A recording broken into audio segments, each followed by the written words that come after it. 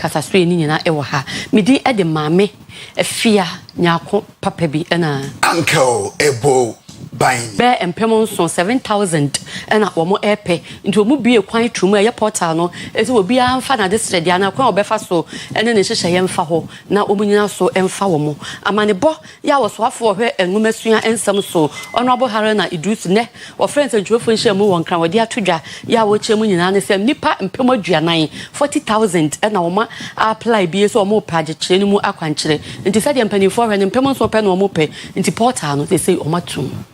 is a teacher deficit in Ghana. If resources were available, we should be employing and recruiting up to 50,000 teachers across the country. But owing to budgetary constraints, we are unable to do that. The Ministry of Education received clearance from the Ministry of Finance to recruit up to 7,000 teachers with degree and diplomas, and accordingly the process have been advertised in an open, transparent manner. My understanding is that it reflected need because many, if not all, the district assemblies were involved, particularly those that need teachers very critically. And as the portal opened, when it got to 40,000, the Ghana Education Service instructively closed it in order that we didn't have a stampede of numbers. And therefore, those who were fortunate will be critically examined and assessed in terms of their readiness, their competence and qualification, and the best 7,000 of the over 40,000 applicants. At least my understanding, as I spoke to the Director General of Education yesterday, Professor David, even within that time period, we had up to 40,000 applicants, and we have only room for 7,000 applicants. So we'll take the best out of the 40,000. Better luck next time for those who have an opportunity. If we do have clearance from the Honorable Minister for Finance, we'll do our best. We don't want to have a stampede of it. Yet, se bono de mo kopemo e wo bono mantem do no bia o so for wo kyerem su na ho ene mebuna wo wonye hon assembly member so wo de oyekya no yedin ye pa ahyehye do no wo le kyerem je task force a wa pon da won hwe no won kuntie fo mo egudi ekwan bon no ntudo chegalam say no won kuntien mebuna kyerem de wo tete wo fa wudidi pa ma mpon wonam to eme bi no mo ahwere won kwa onyimnyamfo se Enoch the assembly member wo kyerem su inoji mebunu yenyim ode dem ayodin sam no de to gba so oba problem la mo say yama melo ya papa ye nua nkitiru nyina se so to ya ade we na na di kan ba mama plan ya go da ona bo kasa oba bia odi obi akoto ye tu da ma ode ni jamo ona bo kasa ye ni omu nyina kasa se na na na abanko ifo ye nso god ni bi wa ya sasi so mo fanchi se papa emra nka ya de se no omu nya aduma Sabio, I say, Oba, put you for no tia.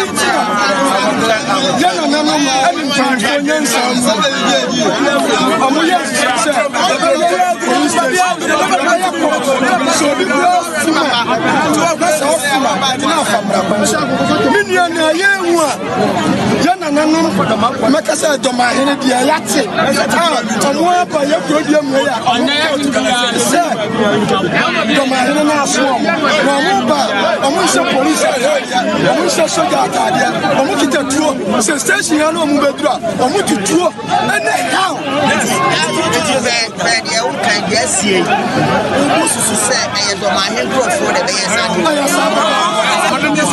omu be kwa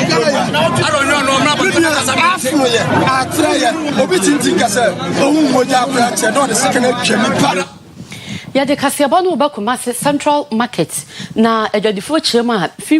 fimpinu ne aduonu ba ko 2021 panifo year se phase 2 no omo science sie wo ha ye adwadifo ni bi free wo no se omo hwa ni mu amfienum ne akire ni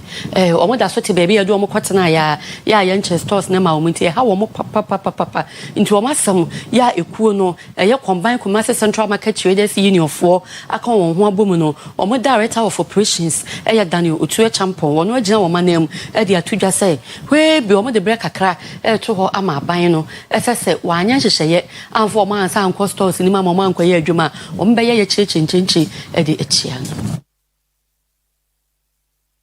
Atwetwefo a enche ye bia beto odwa se abanya bie portal obetimi ede won krata nyina akofa ho na se wotie yi a mpanifo betimi ayi bi na wabeye adwuma na echese ya combine Kumasi Central Market Traders Union entina ene ya wa no bai aya ha nyina ye ensifua ba ku mienu miense ya ha wo dikan aye ketia phase 2 yenu se phase 1 no aya mahama project wona de adwuma no baaye na adwuma de baaye no ohwemu a adwuma we aye perfect planner Ghana ha kwani binsida se yesi bia wie na ebia na tua ne hoka yesi bia wie ebia na tua ne hoka phase 1 no ya my 5 years ebia mo no 95% de omo tuatua sika no na sika so omo tuatua da fidelity account na aban account no yakase bia aban no afa sika no adi da fidelity into some company for vice president eba abesha ye ho so omo be start adwuma no ebia na omo refuse sika bi da ho nse bia se anu na dile na ama mo ya adwuma na ye ka wo mo se sika no mo digi phase 1 na ya premium no premium ni sika ye wia utua ma aban no ada eti ejetia phase 1 no anu atua no ho ka awie atua no ho ka wi na sika na da ho de ya na sika so na aban account no ya private account ya escrow account na sika de enti ya ka se aban se ne wura fia se sika no da fidelity a obi didi ho fa so ya tra ho krama so antra ho ema abana ho ema krama ema kaye enti we anya threaten ne mu be ka se aban se sika da ho no se wan ko fa ma ya dman de ya na ya di da ho na ye ko if se mo ka se project no mahama ho na de ba ye wonim contract ni nyina mu se phase 1 sika ne ye wi a eno na ye phase 2 phase 2 for se wi a eno se sika na ko ye phase 3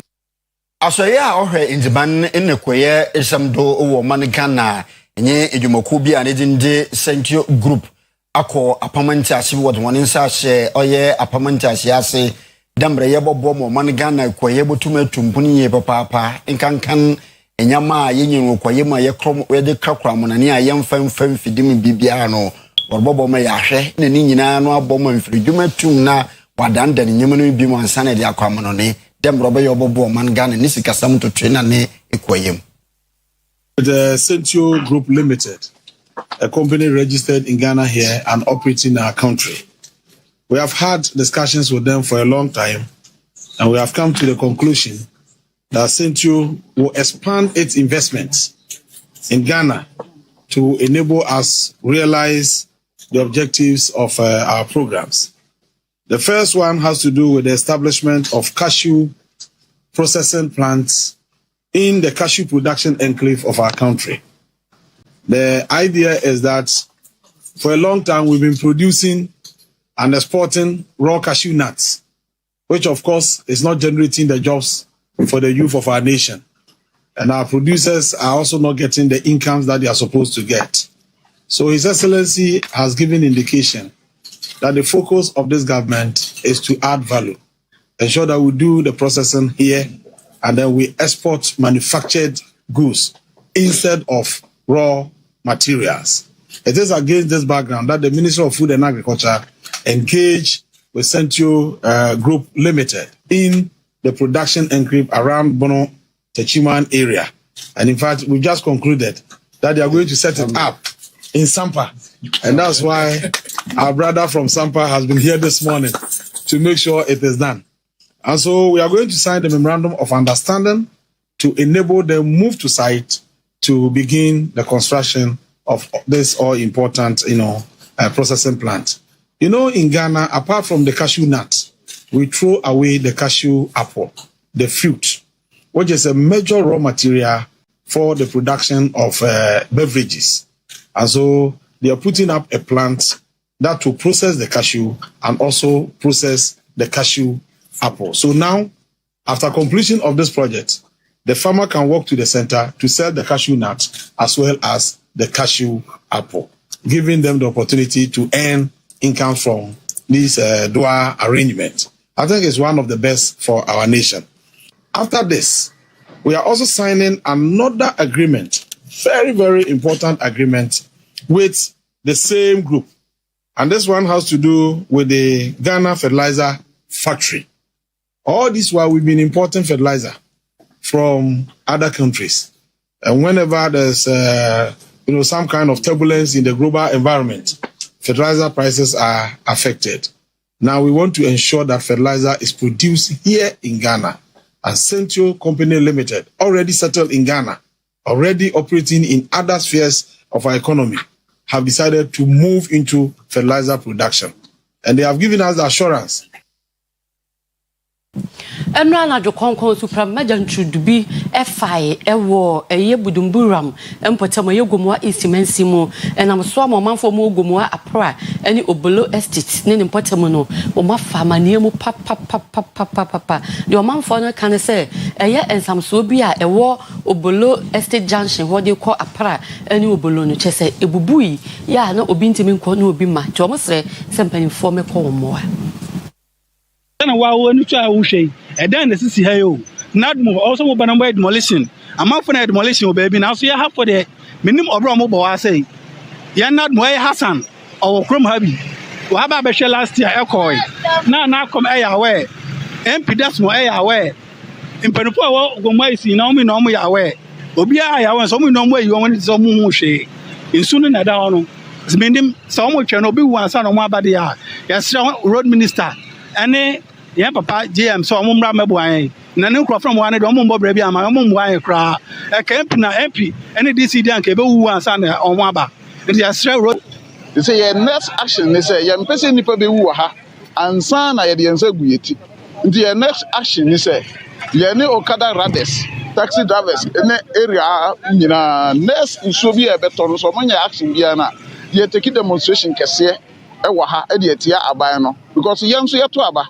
And this a BBC air Coswa. Yempese ebesi obi bewu na wo de mo ene anwa edebe breyo ha. Nti ye next action ye be take me ankasa ye tu anamon bebre mpanifo me kan mo bi. Ye no mo akọ assembly akọ so still da bia ye kwa mo we anya nyama ni nyina na ya aban asem individuals ahemfo because we share ansase egu na ahemfo na ankom so betima ye hu biribi se ye betwe bibia se ehemfo ye nuanu police for sometimes no anka we kwan we se aduto wo so krampo na anka sika no ye de siesie kwan na I hope say better se da bia betwen aban se aban be ye police for agi sika wo kwan we so no mo do so ye betumi di sika na ye bibi so what you say ehun nya se da bia betwen aban because ye nyina enye enranu no clean coswa. So we need a vibrant NADMO authorities are taking action. Tax force for operation clean everything. We are not going to spare that filling station since the assembly does not give him that permit to build there. No, just say and you're right. Sanga so osu ho nti ye behwe no says so obesin so po ho mananka se otumi ye culvert kase betumi a contain the volume of water anka betumi afa ekwan no but the me na wan ye de wan ye bibe susu asise ya ye nka se ye hwe mo no aba ba ye wa bread memufo nto no so omo ebre nti abana musini anasa assembly no so ya ye crowd pa se betumi akwa akwohwe ni manimu ya na abua na kwan na emu ache me na woka se can't me nko can't me mba yetumi aboa na sa apra kwan no etumi ayeye na aboa ye maame ye nuanom. Concerned Drivers Association of Ghana ye adrawfo nkabomuku na one national president enye Pauli ndede wadensem bi atugwa warbo abana badu ye papa de wonye abanka se de demra fango bo olutumuninkan abanye hu bibi onam duma wose wona kase na abanye tin mandede to ahoro abanji gu fango don weye fo kra no na wonam de mokwan no don so warbo oye adrawfo nkabomuku ahoro nso a wakan de gina ya wosi denka ahintia zin warba abotutumin aban etie hona asɛm a wo so wontwentwen do mo biara nto ahenkyɛde wo managanem and say Russia ni Ukraine see no that time no man penyin na na de no ofre papa m GP atifo we share with first house ono so mine 1 month after 1 month ni mu se petrol about am I so about 15.3%. And in tea mu se ya papa to mama akase obey taxes na fi so na petrol na ba fam fi ochina ekopim 1 month time. And in ama adama fo nyina nyeku na yentie yen papa to mama e be se ono no di omananim so kasem bi na yentia na yabuso yigina fidi yesu akachira adama fo na ebinom a wo matoto se yesrewo emfa ne die mana ne die sen emfa obu mana obu sen ne yenyi ne yen papa to mama akato entum na after 1 month no na se yehu bibia wo ho a na sa driver for beka entia mo ye beto lo so ba ya to eni ye frame no eyi ni ade a ede ye nanim portia ye frame ye nwie so ye bisa minister ne se ye hu se ka bi a wo friend Bosnia wo mo dia beto abonten ka se wo beso mu twam o se e bi adwum e no tro de come a rosette so emedu nanim ebedu nanim a obefe ye nyina ne atrase enti no so driver for obi anya na bi masa ne se na mum yesre Ghana police woma wo kwano ene woma ewo kumase kwano emre ni nuye ss ene man woma order na woma titi driver for enti woma driver for kwan na woma nya woma adwuma ye gira pide so akira driver for no so se okwan so jojo no woma mfa nya adwuma ye mpese ye beti se saka ni biu enya hazard ewo mu se ka de ye ne a ebenya na mum mrika na woma tu no so ka ho bi yes now send na minister na ka no ye tie agina afidie so aka kire driver for bia se se obi anto no fi na ye hwe next week fi akira ko ye hwe ne besi se esi a na ye mu se e papa jo mama se ayi Madam Juliana Mankwa we obi a otu sachet water ne bi ewo kumase ye kejetia empotamu na ono na de to abanyanim so obesre ese ne amabo de nka abanyanya nhyehye no wonhye ese ade we ni bo e wo se gina sei so wojai tum sa de obi ape ene ode na ne amabo je senti a wo kasa ne se wo se nche bia nsuo no sachet no de wo maduasa na ye 7 Ghana cedis se ya penya mo ekọ 9 Ghana cedis be na watwe mienu ntam enti ama ho nsama ye den ama omo beto no kra pese omo de ba kwa ga 50 pesos no eje 1 Ghana cedi no go for 40 cents abiobachi 45 abiobachi you stable price for anything our Ghana and we yes buy yes no obuye da control obuye say ya to ade ku a obuye and then you say ya be kwa no player 2 last 2 weeks ya to na 7 cities 50 pesos ya buy ya go 8 cities after ya side go 8 cities 50 pesos and let you buy a say nice why e dey na ko tu e do ti a e for no my you say no yesra wo e ya cha fa na dey mo ye be to ade mu a wo mo ka di shire ye aye wu en sa fe to o mo say for price list em ready say o ya e ya 5 cents e ya 5 cents e ya 10 cents e ya 10 cents entimi masa ye be fa e ya 9 cents aha e ya 6 cents aha ye say ye ma ye wu say we have stable prices your family ensuo ni ya ton na se be week ni e be ya te se ensuo tutu aba ya te hwe biem enura e na wo di ensuo ni bi da say na wo de ma ye 7 cedi 50 pesos se so wo de ma ye 10 cedis ye wo de ya fanye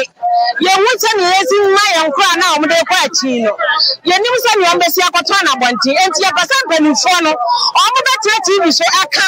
wo bia ti nsuo no ebo asase ye de gie na ye so ye wo de ye be si ato nsuo no em se ye nkofo na akwa abonti bo to nsuo no wo ma ye to nsuo no so wo man ten se ya to nsuo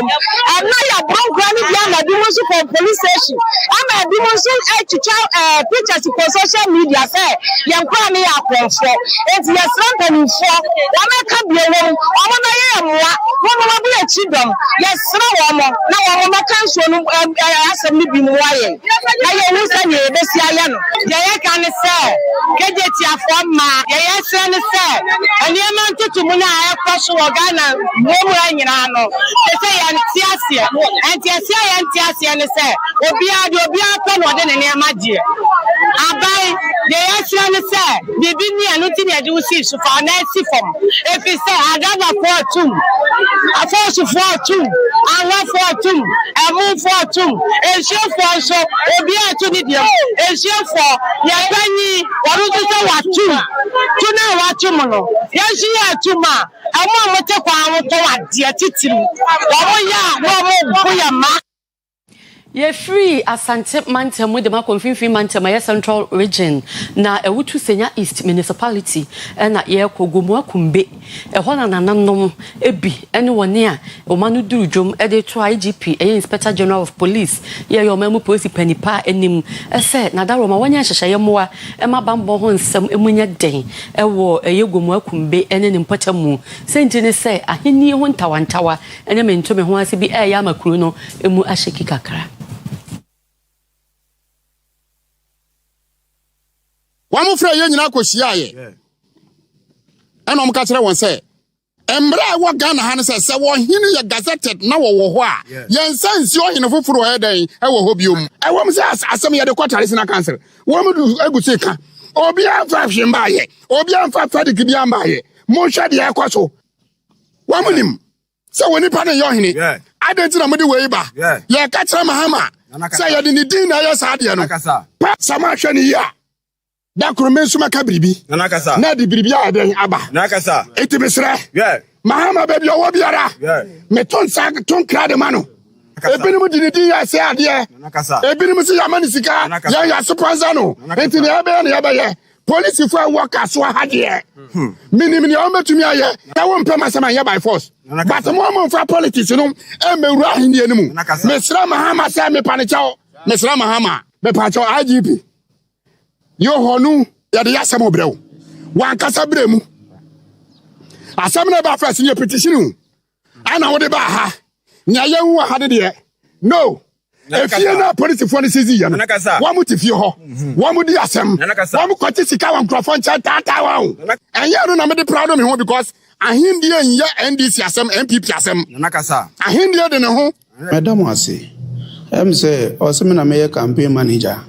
party no mpenifo chairman ewo ho omo oko mininis obetumi akọ no mo akọ mo research mo yen sem trophy mo akọ research NDC party no me wo party card and as a mini party card me amijira me ye campaign manager mo bia ahinsem na ye ka na ahinsem national council ho na mo hwe ahinsem siesie sabe so obi ade da ho na ukofa na se wo se wa register na enya wo dia nipa no ho kwan so ogina de ka ebi no se asempeni kona for na isi no hene asempeni kona for mo ye fetefo na bibia meti fete asase gumu akumbi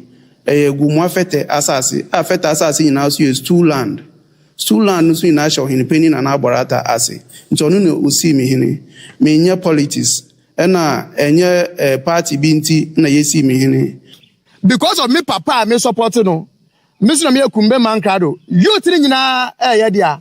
mo say ye to about awo kumbe opekuma electoral area which is Christmas opekuma electoral area no kumbe for ye over 17,000 ye kita 27 polling stations kumbe kita 27 polling stations na ye je kaka mi amigina he manum kasa ema youth no tie kumbe youth no mia manka mi na prep mi na me control obia no betu control kumbe ni opekuma youth asi mia mi gina he and this am the politics bem because of relationship you am ni obi mu why me minim ni nyina Economic and Organized Crime Office which ni tiro fa ni yoku in the day no wetu anamoni bi wekopo mu enka ne panyin kwankyere fa order Gehok Distillery Company Limited Yura Maxwell Kofi Juma ni fie Kumase atonso yara in the day na impanyimfo wo boewuro opanyin ni fie wo atonso no na opening ni ho na nkra orba na manjiba o kyerem ho ne bia wonje mpanimfu wo kwei ochi dwuma ho ye papa obu pape ne pune enyi obu ewura ne danim ne laptop keys ena nkra tabe me che document ne ade inara otumi wo fai wole kyerem a kono kura wo bowura wo fam wo ko opanyin ni fie ne dem nyinara no yo kompanimfu wo bubu ni nyinara na dwumadze lo kodo no ena ewura asante mantem akasamanfu nyinara panimfu a oda no de MPP amanyuku no a me kyerɛ regional communications officer Oyerepa Yando ina ofie ho bia lokufo bedi ho ne dwuma wo ho no mo kodo ho bia na nenyo tuo mu bi na nka yerbo mbodinara yakwa omando yenye owre ne na akasa na nso no yabo na ahoma na abo ense nka na ebrepam yene se ka opanyin a yene bezi nkomo afadama asem demro wo ne bi mo kodo wo ho no wotum na onye Ghanafo enese jofo ache Ugu so hwe anwume no nsia kase Oyerepa television ye dan ye ho akwaje aboafo nkratro ne abetreso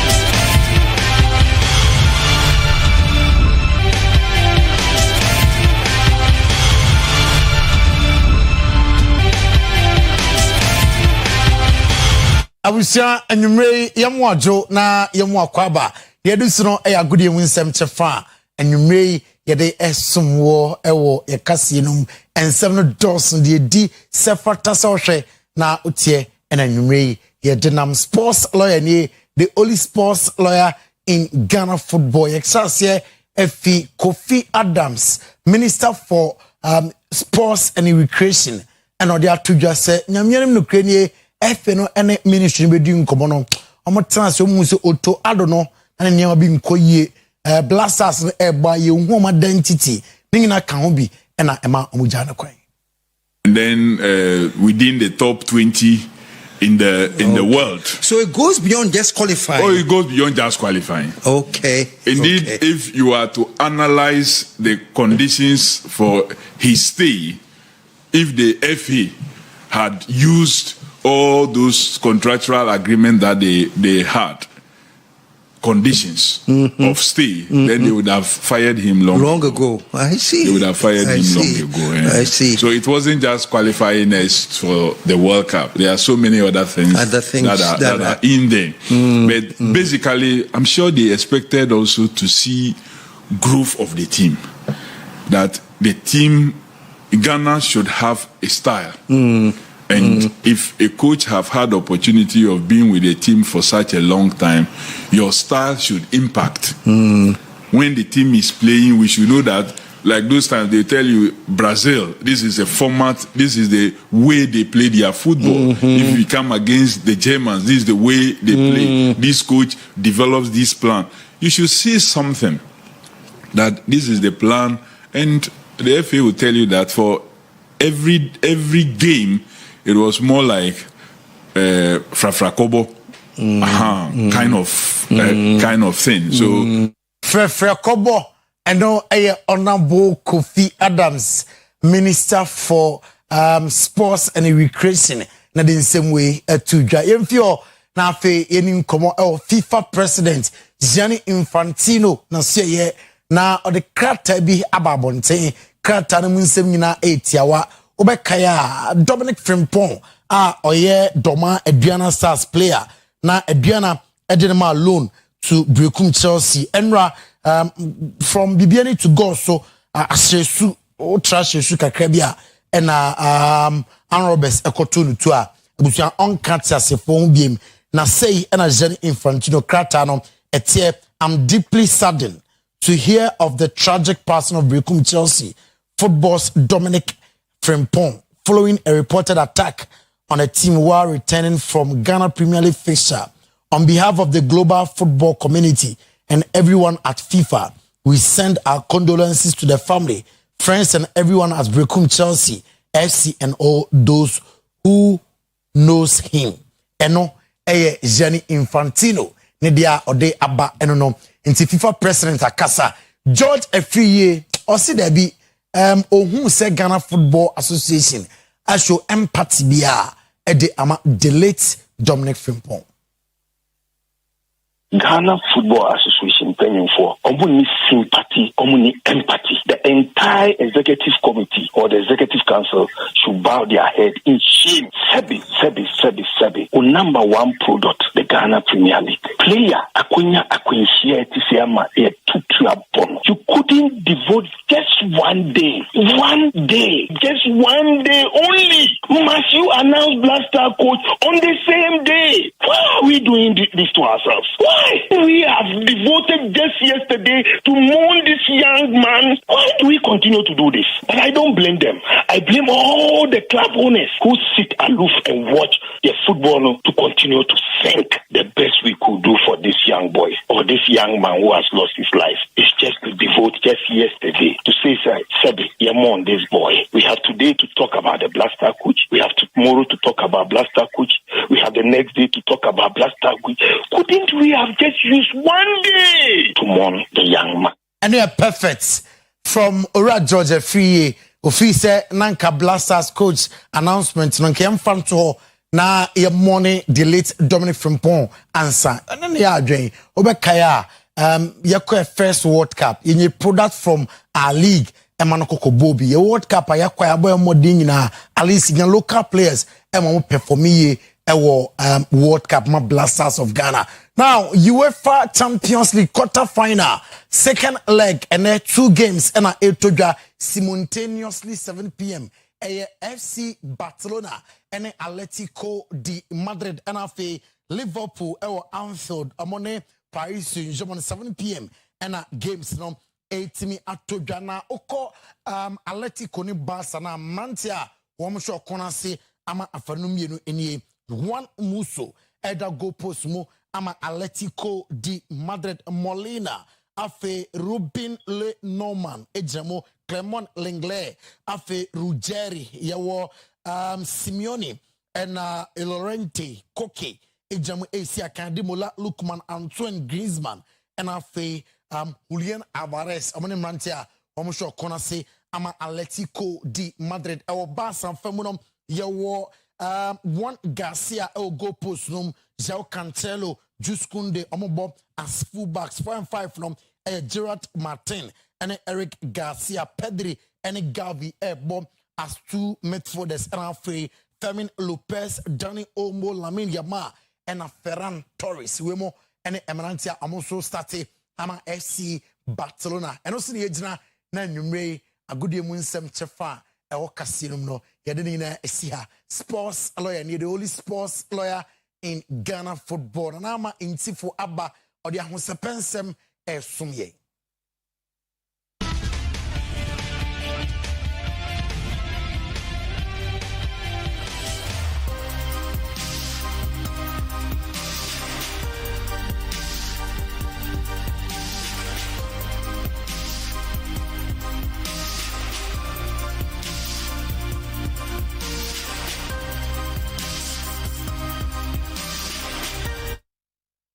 Arisma be mama jo emamu akwaba eba enigede kase so bidi de na ma intifo enwumtoni tomboy ose mutum dan washi eni mutum onimpanua eni nipa ne nipa nsu ehia mwanam so okokopie mu ewo nsawum ne dufi a waya akwaye business ne ho ayepa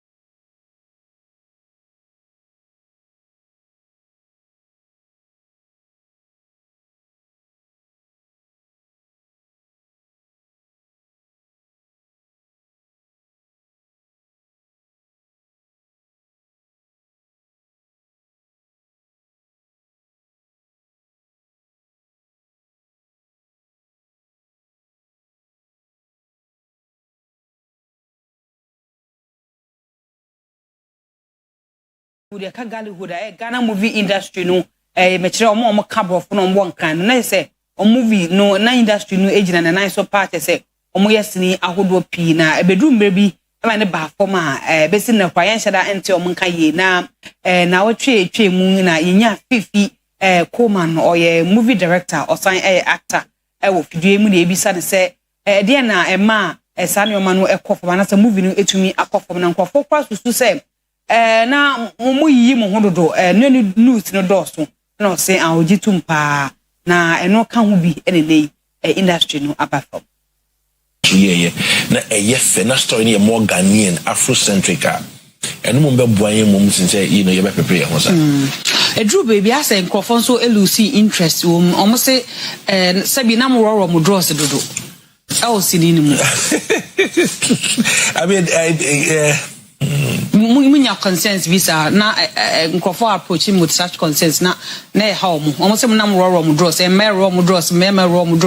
na mo the bed so I don't know. I mean, did this contribute to maybe we got well tio nipa na oka asem na be show bonye dia obi run the draws on ka say ha no on hwe anase bibi say on ne mo ne be che mo ka so be hwe no mo ne me bi ho no man ne ye no ene ya mamre ne ye we no emfa papa nti wo mo hwe yesi ne ne te ne tete ye ne we hu no it will be nice on the script you are trying to say in the said there, but we share a share for no motion or musubani or a mamma and money and your identity or mona a young from mom. It is a balance, and I said the people are trying to feed, you know, and then now they're more, I say, your munya and Vinia, we almost some baby. Okay, all right. Remember, Benko, yes, some no Nigeria, Muna, Ali, no, a city training. And also, Nancy, we just in each social movies are womb. Now, no, Coco Piemu, or maybe it's no business, a dainty, and our mount on also so, we just in each you when you watch us say, bo, Ayana scenes are who don't be Yavana case, or no so comfortable, or your worry for us to say, or in Cremonin so, and Tisa, Tina, Edwabana, or Becky Siki, whom I am your Mabia answer Patanum, and then a some no a webra, and Tina ma in a penny baby atma. I was fortunate to marry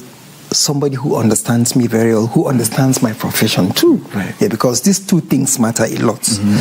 And honestly, when I got married, that's when I realized that there's a certain responsibility that lies on me as the man of the house. First, you have to, work hard.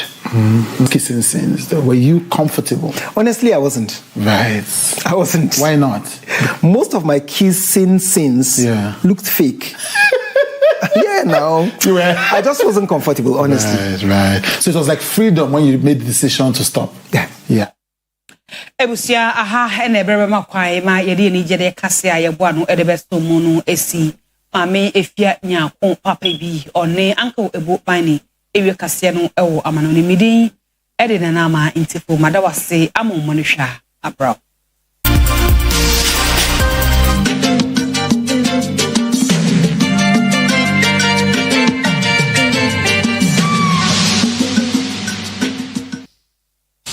Abusia yema ye no ho akwa babiem embra kasebo eto na yenda baba isa na nama intifrase de wote akoti mu nsem na nyigede mu kasebo ejabosure bo wie kasebo no ewa mono ni nsem na ahwefo obaka ya onchiri biara na amram kamano de no ho kobo ye Israel manen osane de Iran man no si gina bi de robotu oye Israel man no do seye papa ne sesunti Israel man chira wode ontene won yenhwe han na Iran man motu nhyane do se no ko enti no man kra onyin anyenkofa mu yedini ye pa ye US man enti o anyenkofa no ka woro ho bomu wotu Israel man no do se ye papa okoba dam no nso no Iran man no so hwehwe omana no so onyin wanyenkofa kase ye pa oman ni bi tede Italy enti no Italy man no wo Bible mu nsemu hwehwe mu nsemu abefu ni mina wa obo manyimpa ana o man tum odi oye ekumu nkunyim no but boy ne bebi aye dure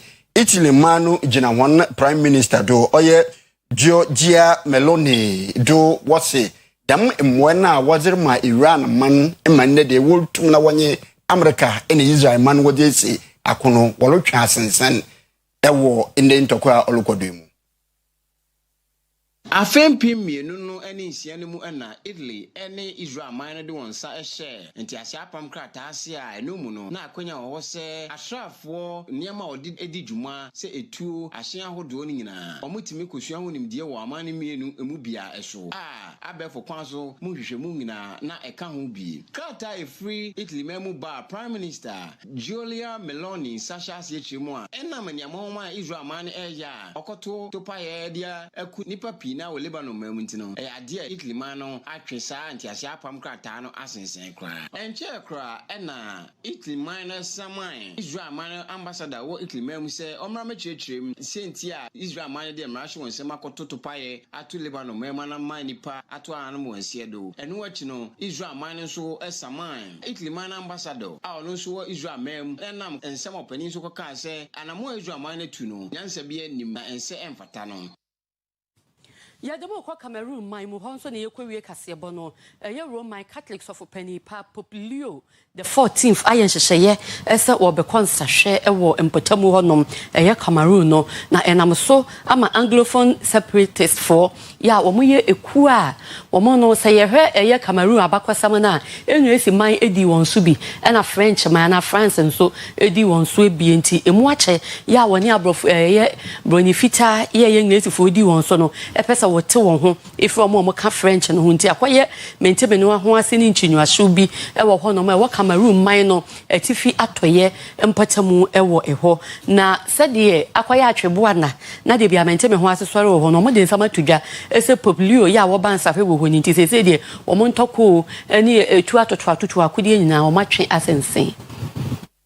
Eja konkro poblio a otosu din na ensa hwe odi aba ebimemu a na ye da mienu a opani kopie mu Algeria mem no enkra free Cameroon memu e ba chiremu a na me ya dum a china da ya de a eja konkro be kwa kopiem e wo Cameroon memu eno na aba beto ya se ipa hodo a odi akon eye eku a ebi eka profokasa o chiremu se opeso wote won free Cameroon memu no ene wo nyina e de won sema ba bonte a wo chiremu se free that na e kopem bra opani free Cameroon memu no enya dia wo nyina obedi akon o chiremu se we nyina ye nhihye ya wo ye edi aboa manipa hodo a o free Cameroon memu kura hodo so e be kwa kohwe eja konkru pope na sori obeye wo nyina akwakoji enhira no ebie eno aka ho bi ama Roman Catholic asafo asopo mpanifo wo Cameroon memu ne akwakohia waje krata ya tu no stress se nipa ye hu hia se oka ho bom na odi etuogu wo abreja konkru ba no kabe ya dia wo sro ma o man nto aso na asudwe entimra Cameroon ya de kase bono ebe wie ye ne kanfo bashaba electricals e de amao me no kase ya ko TikTok na boshaba electricals obehu nkane ya no obehu electricals woni ya ma ho socket switches adapters plugs ese etwago cables apapapa ya Energy Commission of Ghana egitum no enyina ebi CCTV cables ne cameras hodro enyina obehu bi e wo honom ye wo fan ahodo enyina nso bi wo ho ceiling fan standing fan ena ye wo solar and rechargeable standing fan radio ewum pen drive nso ewum na te say use emu bia betumi de edi odwumenti ye kan formal ye wholesale ni retail boy pa ya bro say mu ye wadum ya be Central Prisons run about no ena akoma me ata akofo ni building mu e wadum PZ Kumasi asem na make yi ebi ewo ho na PZ ho a abrosan a o masi wo ho no the side ni KGT Dubai no di nhwani mu no obehu ni outlet no ewo ho 0536 095 966 0536 095 966 ya no afreos promise e ba nso mi bidra papa owo manigane yinara ma food and drugs authority waja tum yetu bi e papa pancha akwaya sabe bia no obi I recommend oye bidru bi amawa boro mu obosheba plaza edum ben prisons run about ben matter this asafo no ha and ended they promise e ba obra baji wo bidru ahwehwe ni na medi ade mame efia nyako papa bi na uncle ebo buying ye sorry na kwabra na Oyerepa na ye kwe de na the happy birthday song ko Emma James Jimmy Cliff we producer Oyerepa newsroom into Jimmy ye show happy birthday when ye dedicate news din na Emma won ko